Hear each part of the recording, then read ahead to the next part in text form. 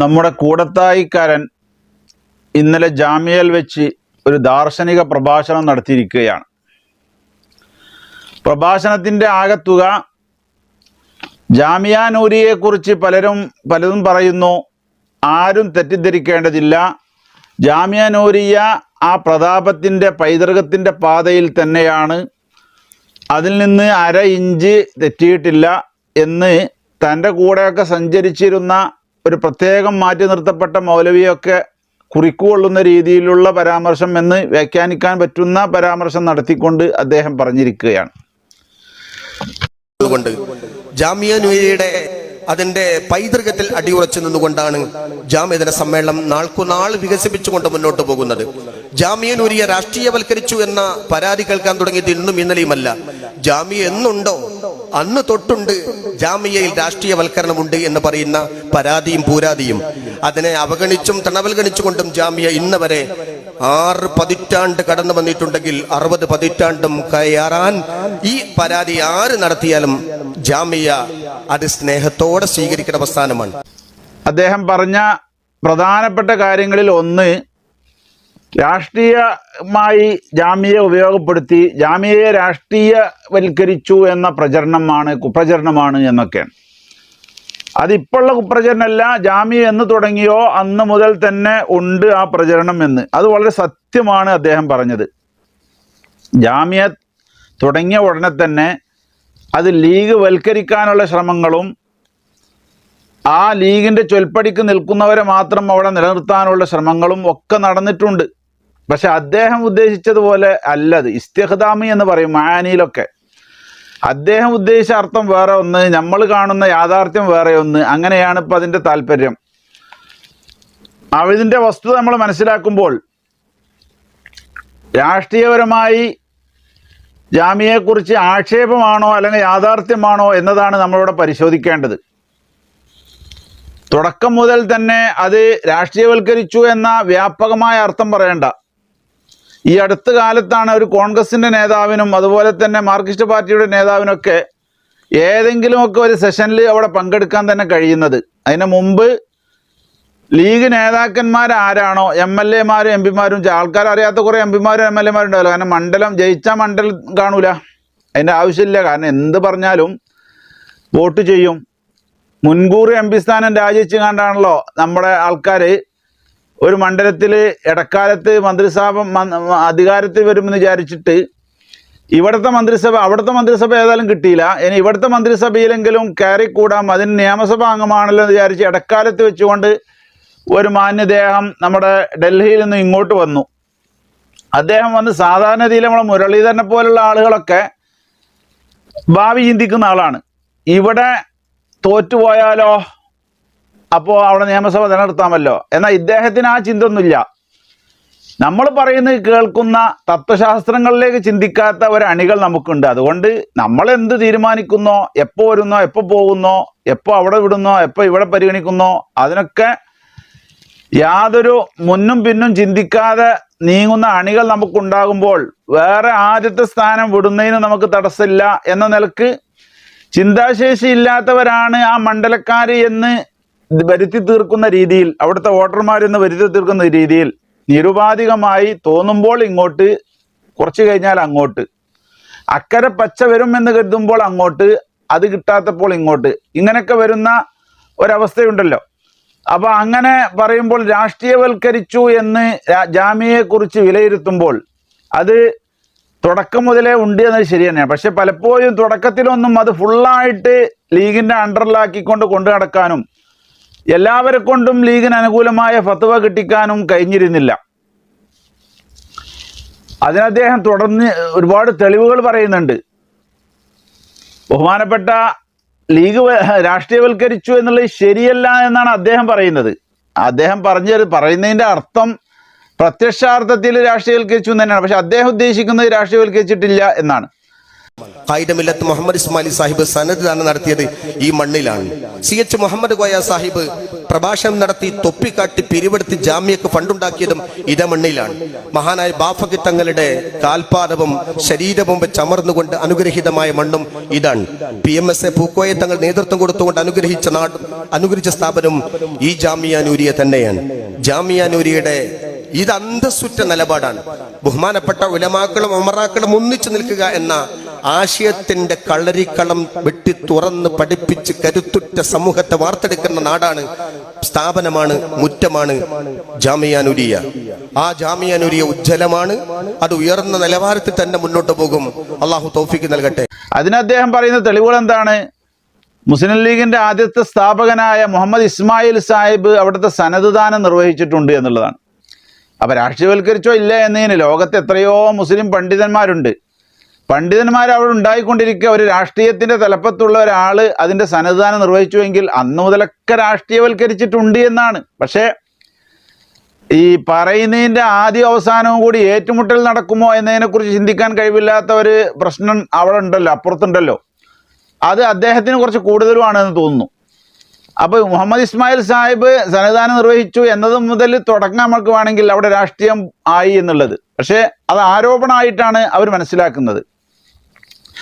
അങ്ങനെ ആ പരമ്പര അങ്ങോട്ട് എണ്ണീട്ട് ഇപ്പോൾ ബഹുമാനപ്പെട്ട മുസ്ലിം ലീഗിന്റെ പ്രസിഡന്റ് സാദിഖ് അലി തങ്ങൾ അവിടെ നേതൃത്വം നൽകിക്കൊണ്ടിരിക്കുന്നു എന്നാണ് പറയുന്നത്.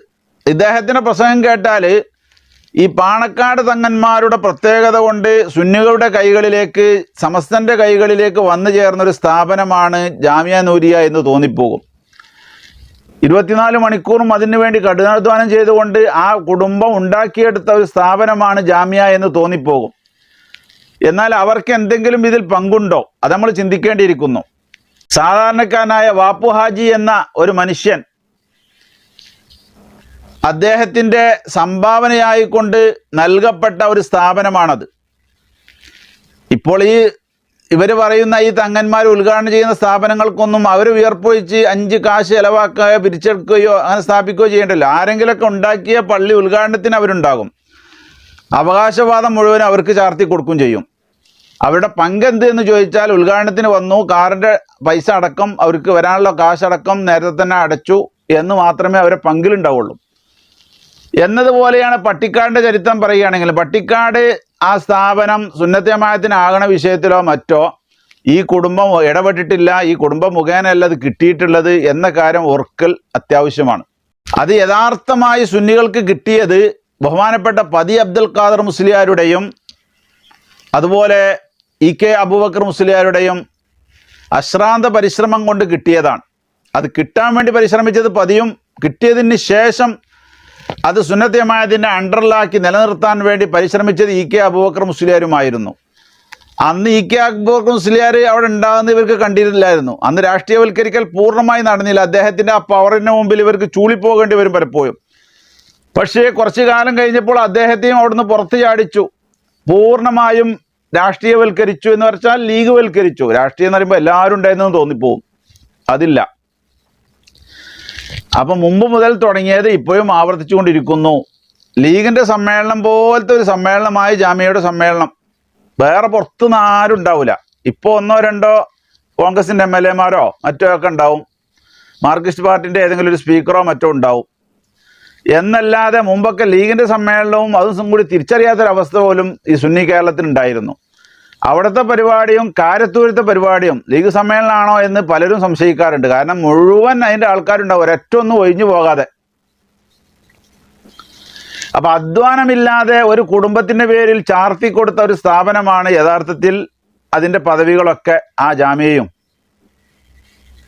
പിന്നെ അവിടുന്ന് അദ്ദേഹം പറഞ്ഞത് CH മുഹമ്മദ് കോയ തൊപ്പി കാട്ടി പിരിവ് നടത്തി, അങ്ങനെ അള്ളാഹു ആലം ഉണ്ടാവട്ടെ, തൊപ്പി കാട്ടി പിരിവ് നടത്തിയിട്ടാണ് അവിടുത്തെ ധനസമാഹരണം ഉണ്ടാക്കിയിരുന്നത് എന്ന് അദ്ദേഹം പറയുന്നു. അത് സത്യമാണെങ്കിൽ അദ്ദേഹത്തിന് സ്റ്റേജിൽ കിടന്ന് നിരങ്ങാനുള്ള അവസരങ്ങൾ കൊടുത്തിരുന്നല്ലോ. ഉദ്ഘാടനമോ അല്ലെങ്കിൽ മുഖ്യപ്രഭാഷണമോ CH ഉള്ള കാലത്ത് CH ആയിരുന്നല്ലോ.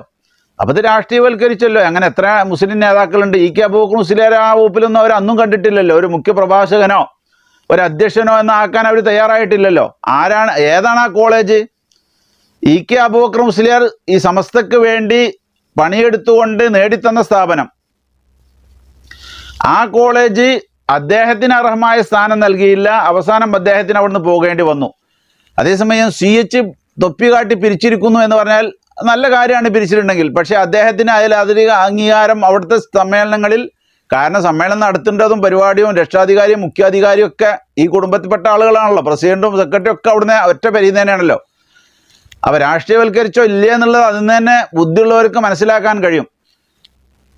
അപ്പോൾ യഥാർത്ഥത്തിൽ CH അങ്ങനെയൊക്കെ ചെയ്തിട്ടുണ്ടെങ്കിൽ അദ്ദേഹത്തിന് നല്ല വേദിയാണ്ട് കൊടുത്തിട്ട് ഉദ്ഘാടനം നല്ല പവറുള്ള ഒരു റോള് ആ സമ്മേളനത്തിൽ കൊടുക്കുമായിരുന്നു. അതുകൊണ്ടാണ് അദ്ദേഹം പിരിവ് നടത്തിയിട്ടുണ്ടെങ്കിൽ തന്നെ നടത്തി തന്നത്. പിന്നെ സുന്നത്തമായത്തിൻ്റെ കോളേജാണ്. ഈ CH സുന്നിയാണോ അല്ലേ എന്നുള്ളത് ഉറപ്പാക്കേണ്ട ആവശ്യമൊന്നും ഇവർക്കില്ലല്ലോ. കാരണം ഇവർക്ക് തെർക്കുൽ മുഹാലാത്ത് എന്നുള്ള പരിപാടി തന്നെ അവർക്കില്ലല്ലോ. ഞങ്ങൾ ഒറിജിനൽ സമസ്ത എന്ന് പറയുന്നല്ലാതെ വരക്കൽ മുഗലക്കോയത്തങ്ങൾ എന്തിനാ ഉണ്ടാക്കി എന്നതിലേക്കൊന്നും തിരിഞ്ഞു നോക്കലില്ല. CH മുഹമ്മദ് കോയ സുന്നി അല്ലേ എന്ന് ചോദിക്കുന്ന കുറേ ആൾക്കാരുണ്ട്. അദ്ദേഹം ഒരു സുന്നി സമൂഹത്തെ സംബന്ധിച്ചിടത്തോളം ഏതാണെന്ന് തിരിച്ചറിയാൻ പറ്റാത്ത ഒരു നപുംസകമായിട്ടാണ് പുറത്ത് കാണുന്നത്. സുന്നിൻ്റെയിലും ഉണ്ടാവും, മറ്റേലും ഉണ്ടാവും. എന്നാൽ നമ്മൾ ഓരോ അടിസ്ഥാന വിഷയങ്ങൾ പരിഗണിക്കുമ്പോഴാണല്ലോ ഓരോരുത്തരുടെ മാറ്റി തിരിയൽ. മദീന റൗള ഷരീഫിൻ്റെ ആ മേലെ നിന്നും ഒഴുകുന്ന വെള്ളം ബർക്കത്തിന് വേണ്ടി കുടിക്കുന്ന ആളുകളെ പരിഹസിച്ചുകൊണ്ട് അദ്ദേഹം പുസ്തകം എഴുതിയിട്ടുണ്ട്. അതൊരു സുന്നിയിൽ നിന്നുണ്ടാകുമെന്ന് നമ്മൾ പ്രതീക്ഷിക്കുന്നില്ല. തബറുക്കിന് വേണ്ടിയിട്ട് മഹാന്മാരുമായി ബന്ധപ്പെട്ട എല്ലാത്തിനും ബർക്കത്തുണ്ട് എന്ന് വിശ്വസിക്കുന്ന സുന്നികൾ അത് വിശ്വസിക്കുന്നു. അതിനെ എതിർക്കുന്നവർ സുന്നികളാണെന്ന് സുന്നികൾ മനസ്സിലാക്കുന്നില്ല. അപ്പോൾ പ്രത്യക്ഷമായി അദ്ദേഹം എഴുതിയത് കൊണ്ട് അദ്ദേഹം സുന്നിയാണെന്ന് ഒരിക്കലും സുന്നികൾക്ക് വിശ്വസിക്കാൻ കഴിയില്ല. ഇപ്പോൾ സുന്നിയാണെന്ന് സ്ഥാപിക്കാൻ വേണ്ടി ഒരുപാട് ശ്രമങ്ങൾ നടത്തിക്കൊണ്ടിരിക്കുന്നുണ്ട്. അതുപോലെ തന്നെ കോഴിക്കോട് ഷാദുലി പള്ളി, ആ പള്ളി സുന്നികളുടെ കൈവശം മാത്രമായിരുന്നു നൂറ്റാണ്ടുകളോളം. ഒരു ദിവസം രാത്രി മുഅദ്ദിൻ പള്ളി പൂട്ടിപ്പോയി. ഇശാ നിസ്കാരത്തിന് ശേഷം സുബഹിക്ക് വന്നപ്പോൾ പള്ളി കയ്യേറി വഹാബികൾ കൈക്കലാക്കിയിരിക്കുന്നു. കേസും അടിയും പിടിയും ഒക്കെ ഉണ്ടായി. അത് സംബന്ധമായി മന്ത്രിയായിരുന്നു അന്ന് CH മുഹമ്മദ് കോയ. അദ്ദേഹത്തോട് ആ വിഷയത്തിനെക്കുറിച്ച് പരാതി പറഞ്ഞ് സുന്നികൾ ഇക്കാലയും അത്രയും ആരാധിച്ച ബാബരി മസ്ജിദ് പോലെ തന്നെ എന്ന് പറയാം, അത് സുന്നികളിൽ നിന്ന് തട്ടിയെടുത്തിരിക്കുന്നു. അതുകൊണ്ട് അത് സുന്നികൾക്കാക്കി തരാനുള്ള നിയമപരമായ കാര്യങ്ങൾ നിങ്ങൾ ചെയ്യണം. അയാൾ ഔദാര്യമല്ല, സുന്നികളുടെ പള്ളി രേഖ സുന്നികളുടേത്, അങ്ങനെയുള്ളത് തട്ടിയെടുത്തതാണ് എന്ന് പറഞ്ഞത് ആരായിരുന്നു? ഇവരൊപ്പം ഇപ്പോഴും അടിമയായി നടക്കുന്ന UK അബ്ദുൽ ലത്തീഫ് മൗലവി എന്ന് പറയുന്ന മൗലവിയാണ്. അദ്ദേഹം സത്യം പറയുമെങ്കിൽ അദ്ദേഹത്തോട് ചോദിച്ചാൽ ഇപ്പോഴും അദ്ദേഹം തുറന്നു പറയും. അദ്ദേഹവും AP ഉസ്താദും കൂടിയാണ് തിരുവനന്തപുരത്തേക്ക് വണ്ടി കയറിയിട്ട് CHനെ പോയി കണ്ടത് ഈ പള്ളിയുടെ വിഷയം പറയാൻ വേണ്ടി. ആ സമയത്ത് സുന്നിയാണെങ്കിൽ അദ്ദേഹം എന്താ ചെയ്യേണ്ടത്? നിഷ്പക്ഷനാണെങ്കിൽ അദ്ദേഹം എന്താ ചെയ്യേണ്ടത്? നമ്മൾ പരിഹരിക്കാമെന്നാണ് പറയേണ്ടത്. അദ്ദേഹം പറഞ്ഞതന്ന്, ഇപ്പോൾ ഞാൻ പറഞ്ഞതിൽ നിങ്ങൾക്ക് അവിശ്വാസം ഉണ്ടെങ്കിൽ UK അബ്ദുൽ ലത്തീഫ് മുസ്ലിയോട് ചോദിക്കുക. അദ്ദേഹം സത്യം പറയുമെങ്കിൽ, അത് നമുക്ക് ഉറപ്പില്ല ഇപ്പോൾ, കാരണം മറ്റേടൊപ്പം കൂടിയതുകൊണ്ട് എങ്ങനെ പറയുന്ന അറിയില്ല. അന്ന് CH പറഞ്ഞത്, അറസ്റ്റ് ചെയ്തവരെ വിടാൻ ഞാൻ പറയാം, പള്ളി സുന്നികൾക്ക് നൽകണമെന്ന് ഞാൻ പറയില്ല. അതിനിപ്പോൾ വ്യാഖ്യാനങ്ങൾ ഉണ്ടാവും. അദ്ദേഹം ഒരു മന്ത്രിയല്ലേ, അപ്പോൾ അയാൾ സുന്നിയെ കൊടുക്കണം എന്നറിയാം. അപ്പോൾ ഇതുവരെ കൈകാര്യം ചെയ്തിരുന്ന ആളുകൾക്ക് കൊടുക്കണം എന്നല്ല ഏത് നിഷ്പക്ഷനും പറയേണ്ടത്. അപ്പോൾ CH സുന്നിയാണോ എന്ന് ചോദിക്കുന്നവരോട് കർമ്മം കൊണ്ട് ഒരിക്കലും അദ്ദേഹം സുന്നിയാണെന്ന് കഴിയില്ല. കാരണം നിർണായക ഘട്ടങ്ങളിലാണ് ഒരാൾ സുന്നിയാണോ അല്ലേ എന്നൊക്കെ തിരിയാത്തവരെ കുറിച്ച് നമുക്ക് തിരിയൽ. അപ്പോൾ ഒരു പള്ളി സുന്നികളിൽ തട്ടിയെടുത്തത് അത് സുന്നികൾക്ക് കൊടുക്കണമെന്ന് ഞാൻ പറയൂല എന്ന് പറയുമ്പോൾ അദ്ദേഹത്തിൻ്റെ സുന്നി ഉണ്ടെങ്കിൽ അത് എത്ര ശതമാനമാണെന്നെങ്കിലും മനസ്സിലാക്കാം. അപ്പം അങ്ങനത്തെ CH മുഹമ്മദ് കോയ അവിടുന്ന് പിരിവടത്തിയാണ് നടത്തിയ സ്ഥാപനമാണ്. അങ്ങനത്തെ CH മുഹമ്മദ് കോയ തന്നെയാണല്ലോ EK അബൂബക്കർ മുസ്ലിയാരെ ഒന്നാമതായിട്ടും മറ്റ് സത്യം പറയുന്ന പണ്ഡിതന്മാരെ രണ്ടാമതും മൂന്നാമതുമായിട്ട് ഉദ്ദേശിച്ചു കണ്ട് പണ്ഡിതന്മാർ ഗ്രന്ഥം ചുമക്കുന്ന കഴുതകളാകരുത് എന്ന് ആ പട്ടിക്കാട് ജാമിയ നൂരിയ എന്ന് പറയുന്ന സമസ്തയുടെ കോളേജിൽ വെച്ചാണ് സമസ്തയുടെ സെക്രട്ടറിയെയും സമസ്തയിലെ കാര്യം പറയുന്ന മറ്റു പണ്ഡിതന്മാരെയും ഗ്രന്ഥം ചുമക്കുന്ന കഴുതകളെന്ന് വിശേഷിപ്പിച്ചത്. ഈ മനുഷ്യൻ്റെ മഹത്വമാണ് ഇവർ പറയുന്നത് അവിടെ കയറിക്കൊണ്ട്. അപ്പം അത് രാഷ്ട്രീയവൽക്കരിച്ചോ ഇല്ലേ എന്നുള്ളത് ബുദ്ധിയുള്ളവർക്ക് തിരിയും. നിങ്ങൾ എത്രമാത്രം മൂടി വെച്ചാലും വസ്തുതകൾ ഒരിക്കലും തന്നെ മൂടി വെച്ച് കണ്ട് മുന്നോട്ട് പോകാൻ കഴിയില്ല കുറേ കാലമൊന്നും. മഹാന കന്യത്തുസാദിനെയും ശംസുല്ലമ്മയുടെയും ആശീർവാദത്തോടെ ഉയർന്നു വന്ന ചിന്തകളോടുകൂടി മുന്നോട്ട് പോകുക. ഇന്ന് ബഹുമാനപ്പെട്ട സയ്യിദുൽ ഉലമയുടെയും ഷെയ്ഖുൽ ജാമിയുടെയും നേതൃത്വത്തിൽ മഹാനായ സയ്യിദുൽ ഉമ്മ പ്രിയപ്പെട്ട സാദിഖ് അലി ശിഹാബ് തങ്ങളുടെയും സയ്യിദ് അബ്ബാസ് അലി ശിഹാബ് തങ്ങളുടെയും നേതൃത്വത്തിൽ ജാമിയ ഇന്നും ഉയർന്ന് ഈ ദക്ഷിണേന്ത്യക്ക് മാത്രമല്ല ലോകത്തിന് മുഴുവനും വഴികാട്ടിയായി വരട്ടെ, ഒരു സർവകലാശാല പോലെ. ഈക്കയുടെ ചിന്തകളിൽ കൂടി മുന്നോട്ട് പോകുന്ന സ്ഥാപനം എന്നാണ് അവർ പറയുന്നത്. ഈക്കയുടെ ഒരു ഈക്കയുടെ ഒരു പഴന്തുണി പോലും അവിടെ ഇല്ലാത്ത ഒരു 8 വർഷം അവിടെ ഉണ്ടായിരുന്നല്ലോ.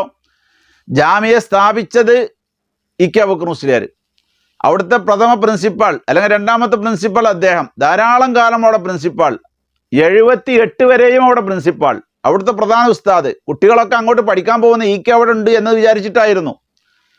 എത്രയെത്ര പ്രഗത്ഭരായ വലിയ ഫൈസിമാർ, കേരളത്തിലെ വലിയ പണ്ഡിതന്മാർ, ഇപ്പോഴും ജീവിച്ചിരിക്കുന്ന പണ്ഡിതന്മാർ പോലും ഈക്കയുടെ ശിഷ്യന്മാരുണ്ട്. ഈക്ക അവിടെ ഉണ്ടായതുകൊണ്ട് ഈക്കേൻ്റെ അടുത്ത് പഠിക്കാൻ വേണ്ടി പോയതാണ്. അങ്ങനത്തെ ആ ജാമിയയെ സമസ്തക്ക് വാങ്ങിത്തന്ന സമസ്തയുടെ ജനറൽ സെക്രട്ടറിക്ക് അവിടെ അദ്ദേഹത്തിൻ്റെ ഒരു ഓർമ്മ പോലും ഇല്ലാതെ അദ്ദേഹത്തെ ആട്ടിവിട്ട് ഇവരാണ് ഇപ്പോൾ പറയുന്നത് അദ്ദേഹത്തിൻ്റെ ചിന്തകളാണ് അവിടെ ഉള്ളതെന്ന്. പിന്നീട് ലീഗ് ഹലാലാണെന്ന് പറഞ്ഞപ്പോൾ അവർക്ക് ഹലാലായി എന്നല്ലാതെ വേറെ വിഷയമൊന്നും അതിലില്ല. അപ്പം ഇങ്ങനെയുള്ള കബളിപ്പിക്കൽ നടത്തരുത്. ഇനി നിങ്ങൾ സത്യസന്ധമായി ജാമിയയുടെ ചരിത്രം പറയുമ്പോൾ ഈക്ക അബൂബക്കർ മുസ്ലിയാരെ 8 കൊല്ലം എന്തിന് നിങ്ങൾ ത്വലാഖ് ചൊല്ലി? അദ്ദേഹം 8 കൊല്ലം ഇദ്ദയിരുന്നതിന് ശേഷമാണല്ലോ ജാമിയയിലേക്ക് പിന്നെ സമ്മേളനത്തിന് വന്നത്. ഒരു പെണ്ണ് ഇദ്ദയിരുന്നാണെങ്കിലും പിന്നെ മടക്കിയെടുക്കുമ്പോൾ മുമ്പത്തെ ആനുകൂല്യങ്ങളൊക്കെ കൊടുക്കും, ജീവനാംശം അല്ലാതെ തന്നെ. മുമ്പ് അവളെ എന്തൊരു പോസ്റ്റിലാണോ ആ പോസ്റ്റിൽ തന്നെ പ്രതിഷ്ഠിക്കും. പക്ഷേ ഇദ്ദേഹത്തെ യുദ്ധ തിരിഞ്ഞ ശേഷം തിരിച്ചെടുത്തപ്പോഴും കൊല്ലത്തിലൊരിക്കൽ ആ സമ്മേളനത്തിൽ വന്ന് അരമണിക്കൂർ സംസാരിച്ചു പോകാം എന്ന ഉപാധിയോടെ ഉള്ള തിരിച്ചെടുക്കലല്ലാതെ ഉണ്ടായിട്ടില്ല. അപ്പൊ അങ്ങനെയുള്ള കുറെ പീഡനങ്ങൾ അദ്ദേഹത്തിന് അവിടെ ഏൽപ്പിച്ച അവിടെ അദ്ദേഹത്തിന്റെ ചിന്തകളല്ല, അദ്ദേഹത്തിന്റെ ചന്തയായിരുന്നു അത് മുഴുവനും വിഭാടനം ചെയ്ത് കാപട്യം പറഞ്ഞ് ജനങ്ങളെ കബളിപ്പിക്കുകയാണ്. അദ്ദേഹം ഭയങ്കരമായിട്ട് അതിനെ നടത്തിയിരുന്നതാണ്. എന്നാൽ ആ കമ്മിറ്റിക്കാർ തന്നെയാണ് അദ്ദേഹത്തെ പിരിച്ചുവിട്ടത്. അതും കൂടി ഇതിൻ്റെ കൂടെ നമ്മൾ കൂടത്തായിക്കാനൊക്കെ ഇനി അടുത്ത ചരിത്രം പറയുമ്പോഴെങ്കിലും ഒന്ന് അനുസ്മരിക്കണമെന്നാണ് പ്രത്യേകം പറയാനുള്ളത്. ജാമിയന്റെ സമ്മേളനം എന്ന് പറഞ്ഞ് സമസ്തയുടെ കോളേജിൽ എത്ര വഹാബികൾ അവിടെ കയറി നിരങ്ങാറുണ്ട്. ഈ സമ്മേളനത്തിൽ തന്നെ എത്ര വഹാബികൾ അവിടെ കയറിയിട്ടുണ്ട്. KPA മജീദ് വഹാബിയാണെന്നതിൽ നിങ്ങൾക്ക് സംശയമുണ്ടോ? അദ്ദേഹം ഏത് സമ്മേളനത്തിനാണ് ഏത് പരിപാടിയിലാണ് അവിടെ ഒഴിവാകാറുള്ളത്? എല്ലാ പരിപാടിയിലും ഉണ്ടാവുമല്ലോ. അപ്പം അതിന് ഞാൻ എന്താ, അദ്ദേഹം പൊതുസമൂഹത്തിന് ആ പൊതുസമൂഹം ആ പൊതുവിഷയം പറ്റൂല എന്നാണ് സമസ്തയുടെ തർക്കുൽ മുവാലാത്ത്. അത് പാലിക്കാൻ നിങ്ങൾ തയ്യാറല്ല. ഞങ്ങൾ ഒറിജിനൽ സമസ്ത എന്ന് പറയും ചെയ്യും, സമസ്തന്റെ ബൈലും അംഗീകരിക്കാനും തയ്യാറില്ല. ഈ രീതിയിലുള്ള കാപട്യം പൊതുജനങ്ങളുടെ മുമ്പിൽ ഇനിയും നിങ്ങൾ വിളംബരം ചെയ്യരുത് എന്നാണ് പ്രത്യേകമായി പറയാനുള്ളത്. സുന്നികളുടെ സ്ഥാപനത്തിൽ വഹാബികൾ കയറ്റരുത്. അത് തർക്കുൽ മുവാലാത്തിന്റെ ഒരു ഭാഗമാണ്. അത് പാലിക്കാൻ ജാമിയയിൽ നിങ്ങൾക്ക് കഴിഞ്ഞിട്ടുണ്ടോ? കഴിയൂല. അത് ലീഗിന്റെ സെക്രട്ടറി ആയാൽ കയറാം, കാരണം ലീഗിന്റെ ഒരു മാമാങ്കമായിട്ടല്ലേ നടത്തുന്നത്. അപ്പം ഞാൻ ഈ പറഞ്ഞു വന്ന് ലീഗിനല്ല എന്നെ വിമർശിക്കുന്നത്, ഇവരില്ലാത്ത ആരോപണം പറയുന്ന ഈ ചേളാരി കമ്പനിയിൽപ്പെട്ട ഇങ്ങനത്തെ ഞാഞ്ഞൂലുകളുടെ ഈ പ്രഭാഷണങ്ങളാണ് ആശയക്കുഴപ്പത്തിലാക്കുന്നത്. ലീഗിന്റെ വഴിക്ക് പോയി നന്നായി വരികയാണെങ്കിൽ വരട്ടെ എന്നാണ് നമ്മൾ പ്രതീക്ഷിക്കുന്നത്. പക്ഷെ അതിലില്ലാത്ത അവകാശവാദവും പണിയെടുക്കാത്തവർക്ക് അതിൻ്റെ ആധാരം ചാർത്തി കൊടുക്കുന്ന പരിപാടിയൊക്കെ കേൾക്കുമ്പോഴും കാണുമ്പോഴുമാണ് നമുക്ക് ദുഃഖം തോന്നുന്നത്. പിന്നെ അവിടുത്തെ സർട്ടിഫിക്കറ്റ് കൊടുത്തിരുന്ന ഒരാളിപ്പോൾ പണ്ഡിതന്മാർക്ക് സർട്ടിഫിക്കറ്റ് കൊടുത്തിരുന്നത് മുഹമ്മദ് ഇസ്മായിൽ സാഹിബാണ് എന്നാണ് അദ്ദേഹം പറഞ്ഞത്. അതൊരു വലിയ സംഭവം തന്നെയാണ്. ആ കൊടുക്കുന്ന സർട്ടിഫിക്കറ്റ് എന്താണെന്നതിനെക്കുറിച്ച് ഇവർക്ക് വല്ലതും അറിയുമെന്ന് അറിയില്ല. അത് 4 മദ്ഹബിലും ഫത്വ കൊടുക്കാൻ ഉൾപ്പെടെയുള്ള യോഗ്യതകളുണ്ട്, ദീനി പ്രബോധനം നടത്താനുള്ള യോഗ്യതയാണ് കൊടുക്കുന്നത്. ആ സർട്ടിഫിക്കറ്റ് കൊടുക്കുന്ന ഒരാൾ ഈ പുറത്തിറങ്ങുന്ന ഷഹാദ സ്വീകരിക്കുന്ന ആ ആളത്ര യോഗ്യതെങ്കിലും ഉണ്ടായിരിക്കണം എന്ന ഒരു സാമാന്യ മര്യാദ അവരിപ്പോൾ പാലിക്കാറുണ്ടോ? മുമ്പ് പാലിച്ചിട്ടുണ്ടോ? ഇസ്മായിൽ സാഹിബ് ഇത്ര വലിയ ശംസുൽ ഉലമ ആയിരുന്നോ? അദ്ദേഹം ഒരു നാടനാണെന്നാണ് നമ്മളറിവ്. അത്യാവശ്യം മതപരമായ കാര്യങ്ങൾ അറിയുന്നല്ലാതെ അങ്ങനെ ഒരു 4 മദ്ഹബിലും ഫത്വ കൊടുക്കാൻ പറ്റുന്ന യോഗ്യതയുള്ള പണ്ഡിതന്മാർക്ക് ഷഹാദ കൊടുക്കാനുള്ള യോഗ്യനായിരുന്നോ? ആയിരുന്നില്ല എന്നാണ് നമ്മുടെ അന്വേഷണത്തിൽ അറിഞ്ഞത്. നിങ്ങൾ തെളിവ് കൊണ്ടുവരികയാണെങ്കിൽ നമ്മൾ അംഗീകരിച്ചോളാം, നമുക്ക് വാശിയൊന്നുമില്ല ആ വിഷയത്തിൽ. പക്ഷേ അങ്ങനെയുള്ള രാഷ്ട്രീയക്കാരനെ കൊണ്ടാണ് അന്നും കൊടുപ്പിച്ചത്. രാഷ്ട്രീയവൽക്കരിച്ചു എന്നുള്ളത് 100% സത്യമാണ് എന്നതിൻ്റെ രേഖകളാണ് ഞാൻ ഈ പറഞ്ഞതിൻ്റെ ചുരുക്കം. ഇപ്പോൾ അവിടെ സർട്ടിഫിക്കറ്റ് നൽകുന്ന ആളുടെ യോഗ്യത നോക്കുകയാണെങ്കിലോ, സർട്ടിഫിക്കറ്റ് നൽകുന്ന ആൾക്ക്, സർട്ടിഫിക്കറ്റ് സ്വീകരിക്കുന്ന ആളുകളുടെ യോഗ്യത ഉണ്ടോ? അൽഫിം ഫത്തുൽ മുഈനും ദർസ് നടത്താൻ പറ്റുന്ന ആളുകളാണ് അവിടെ സന്നദ്ധാനം നടത്താൻ വേണ്ടി നിയോഗിക്കപ്പെടുന്നത്. അതും കൂടി നമ്മളിപ്പോൾ ചിന്തിക്കണം. ഇത് കൈയടക്കി ജാഹിലീങ്ങൾ കൈകാര്യം ചെയ്യുന്ന സനദ് ദാന പ്രസംഗവും സനദ് കൊടുക്കലും ഒക്കെ ജാഹിലീങ്ങൾ കൈകാര്യം ചെയ്യുന്ന രീതിയിലേക്ക് അധപ്പതിപ്പിച്ചത് രാഷ്ട്രീയവൽക്കരണം അല്ലെങ്കിൽ ലീഗ് വൽക്കരണം അല്ലാതെ എന്താണ്? പക്ഷെ ലീഗിന് കിട്ടിയത് ലീഗ് എടുക്കും. പക്ഷെ ലീഗിനത് തീരെഴുതി കൊടുത്തത് ഈ നട്ടല്ലില്ലായ്മയാണ് ചേളാരി വിഭാഗത്തിന്റെ എന്നാണ് നമുക്ക് പറയാനുള്ളത്. അപ്പൊ അന്ന് അങ്ങനെ ആയിരുന്നു വെച്ചപ്പോൾ അന്ന് ഇവരുടെ പൂർവികരാണല്ലോ അതൊക്കെ ചെയ്തു കൊടുത്തത്. അപ്പൊ അവരെ പാരമ്പര്യമായിട്ടാണ് ഇവർ വരുന്നതെന്നാണല്ലോ പറയുന്നത്. അപ്പൊ അവിടെ അത് ശ്രദ്ധിക്കേണ്ട കാര്യമാണ്.